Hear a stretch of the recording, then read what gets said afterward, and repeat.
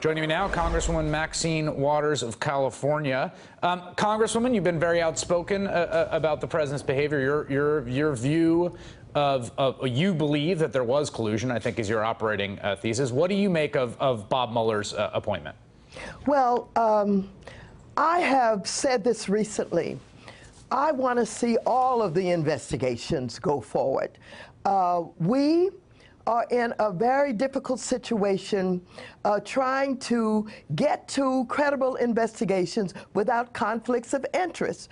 We have a president who is, I believe, under investigation, who has fired anybody who's gotten close to really getting into these investigations and coming to conclusions about his or his allies' involvement in collusion.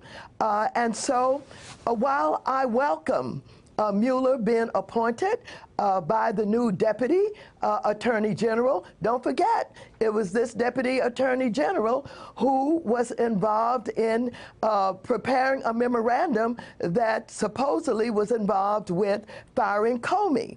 Also, we know that the President could fire the special counsel. The President still has the ability, and the Deputy Attorney can also fire the special counsel. Also, I'm worried about what role Jeff Sessions is playing in all of this. First of all, he certainly should not be involved in hiring the next director of the FBI. Don't forget, he had to recuse himself because he lied. And so you have so many possible conflicts here. But I want them to go forward with Mueller. I welcome his involvement. I wish they had given him special declaration so that he could not be fired. I understand that could have been done. But let him go forward. Let the House Intelligence Committee continue to do whatever they're going to do. Also allow the Senate to continue to do whatever they're going to do. I'm convinced that if we follow the tracks of those who have been involved with the Kremlin, those who have been involved with Ukraine, those who have been involved in this circle that I call the Kremlin clan, we'll get to the truth. And I believe the truth does mean that we'll get to collusion, and collusion will lead to impeachment. I should say, obviously, that collusion's been denied by the White House, denied again tonight. Manafort and Flynn have denied anything of that sort. But my question to you is, you just used the word impeachment. There aren't that many Democrats who are using that word. It's about, I think, about a dozen and a half. What do you make of that? Well, here's what I make of it. I think to many people, impeachment is a huge thing. It is an extraordinary thing. And I think that there are many people, and politicians in particular, who are cautious, or who tend to want to protect themselves from making mistakes. And so it has not been easy, despite the fact that they have seen enough that should make them at least curious enough to get to the bottom of this. You know, any politician, Democrat or Republican, seeing this president fire Comey, seeing him fire Sally Yates, seeing him fire Preet Bharara up in New York, should wonder, why is he firing all of these people who appear to have some role in these investigations that may implicate me? They should all also be concerned about this president who just shared with Russians, the Russian ambassador and the Russian foreign minister, classified information. They should also understand that Mr. Flynn, who got caught lying, didn't want to tell the truth about him discussing sanctions with the Russian ambassador.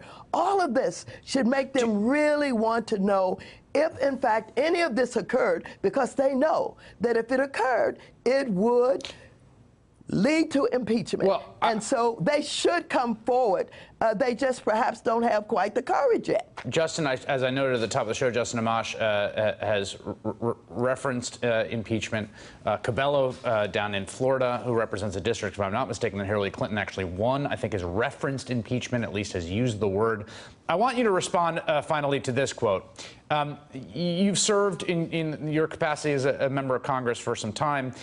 and this was a longtime House GOP staffer was asked by Molly Ball where things are headed. This is like Reservoir Dogs. Everyone ends up dead on the floor.